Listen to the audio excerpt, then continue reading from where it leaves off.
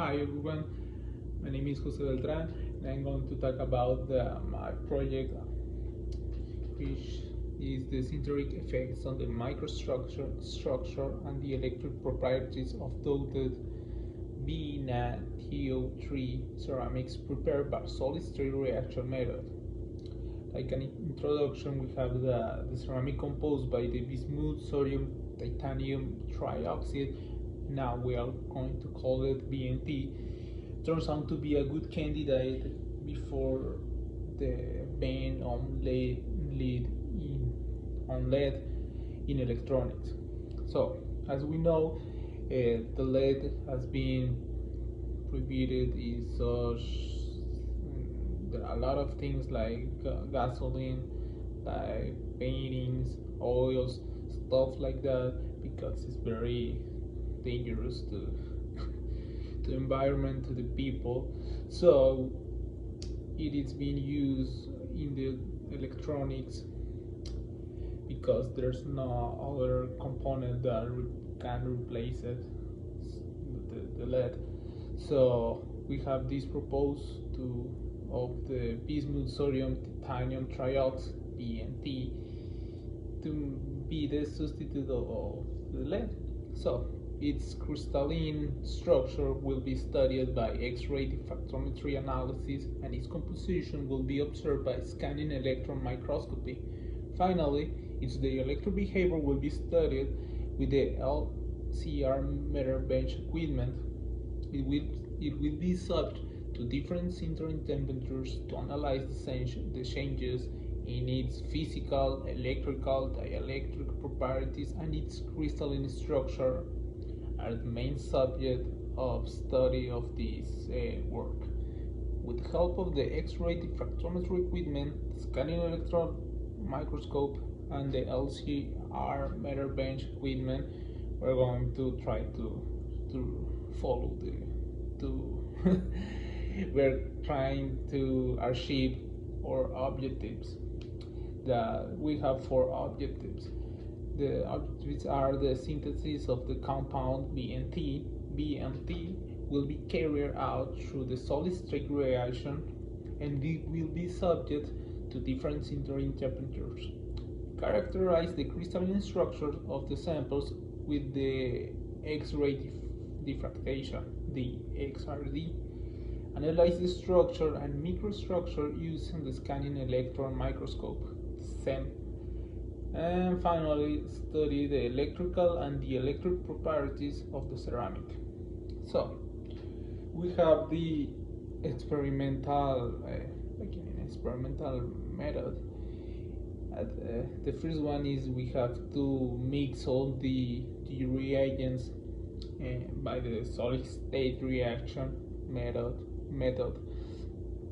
So we have to make a wet and dry grinding for 3 hours using acetone. We decide to use acetone because it evaporates with room temperature. So while are you making the grinding, and the acetone will be evaporating, but it will help to the grinding because it's wet. But that is something curious because it's gonna dry quickly, like not instantly, but in the time you are gonna be drying. But anyway, you have to do it for 3 hours to make sure that we have to an homogeneous compound. So after this, we have to make the preparation of the pills in a hydraulic press. We have to put the powder in some preparation kit of pills. We make small pills, we put it into the hydraulic press, and we apply 2.5 tons for 1 second, tons of pressure. So now we have the pills of BNT. Now we have to calcinate these pills at of the temperature of 1000 degrees. So we put the calcination like for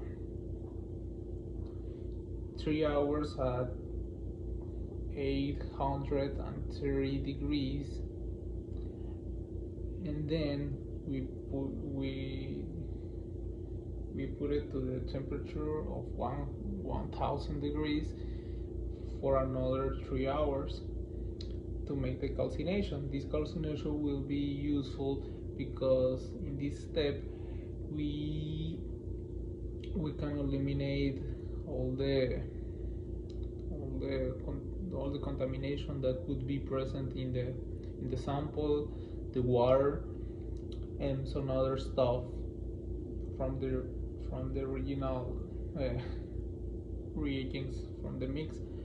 So after the calcination, we have to make sure that there was the solid sterilization was successful. So we have to make an XRD analysis to make sure that this reaction was successfully achieved.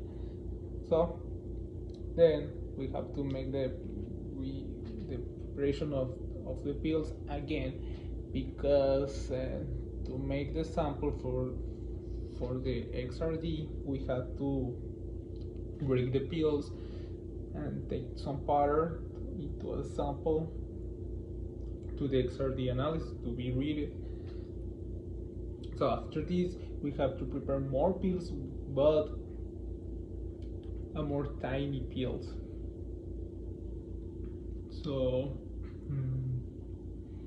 we use the equipment, the preparation equipment of these pills, but for the smaller ones, in this case we don't use the pressure of 2.5, we use the pressure of 0.5 tons for 1 second. So now we have the pills.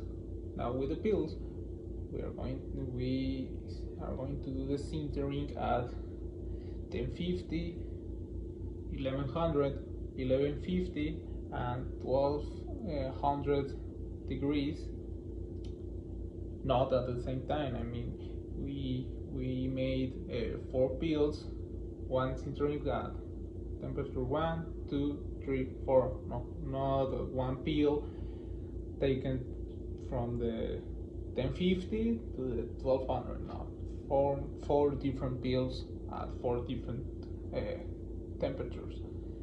Now we made sure that there was a reaction, or to see if there was any kind of changes in the structure and their microstructure. So we use the XRD and the SEM analysis to observe these changes.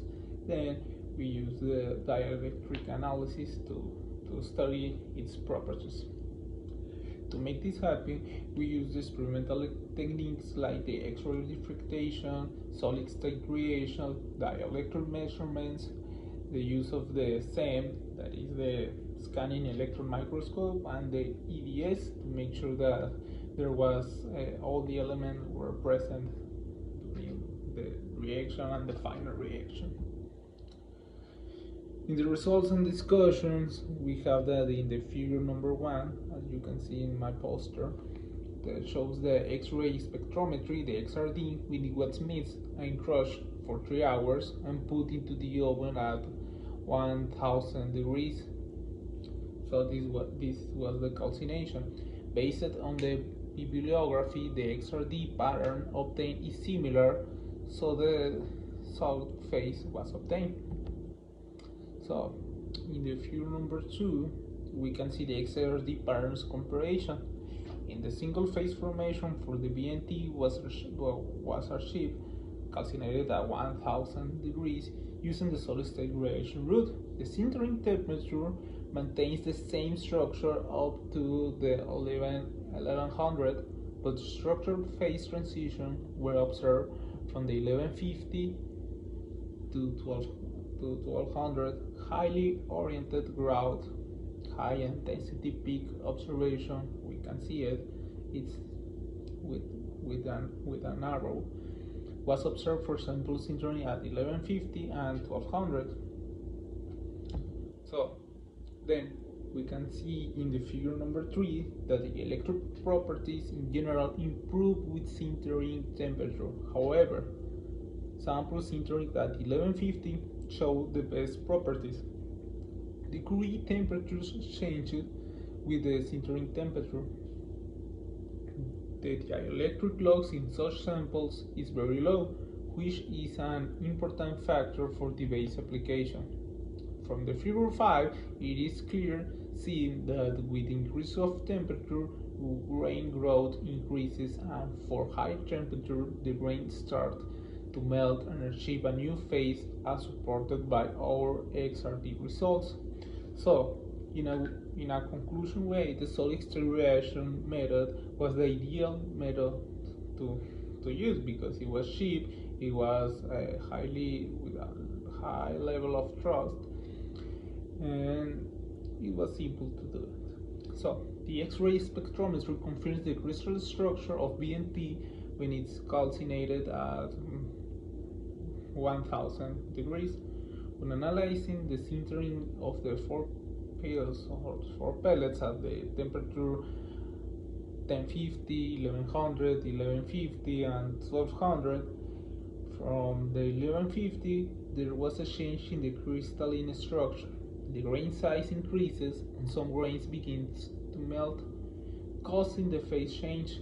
Sintering at 1150 degrees proved to have the best dielectric constant, accumulates the highest electric charge without allowing the passage of current at temperature of 450 degrees.